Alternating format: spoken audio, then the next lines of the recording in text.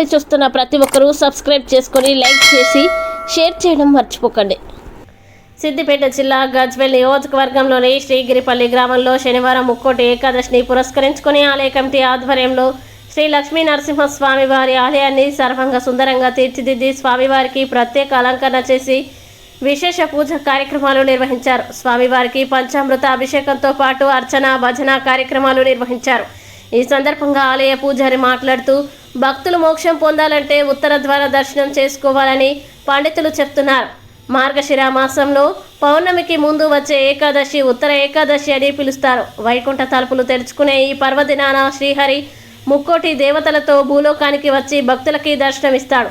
పురాణాల ప్రకారం రాక్షసుల హింస భరించలేక దేవతలందరూ కలిసి ఉత్తర ద్వారం నుండి ప్రవేశించి శ్రీ విష్ణుమూర్తిని దర్శించుకుని తమ బాధను వెళ్ళబోసుకున్నారు. అప్పుడు శ్రీ మహావిష్ణువుని గ్రహించిన రాక్షసుల బాధ నుండి కాపాడాడు. ఉత్తర ద్వారం నుండి దర్శనం చేసుకుంటే ప్రజలకి ఉండే కష్టాలు సమస్యలన్నింటికీ పరిష్కారం లభిస్తుందని భక్తుల నమ్మకం.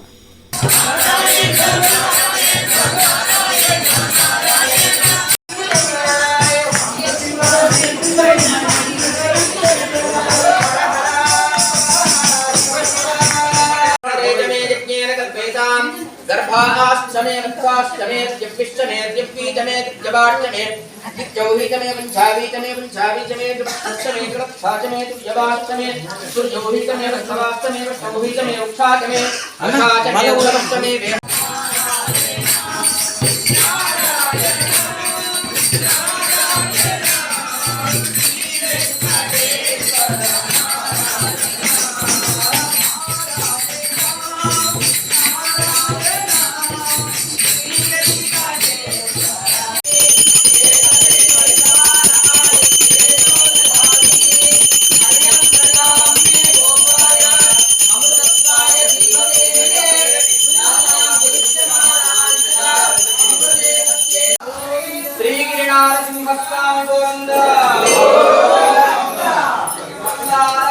మన ఛానల్ని చూస్తున్న ప్రతి ఒక్కరూ సబ్స్క్రైబ్ చేసుకొని లైక్ చేసి షేర్ చేయడం మర్చిపోకండి.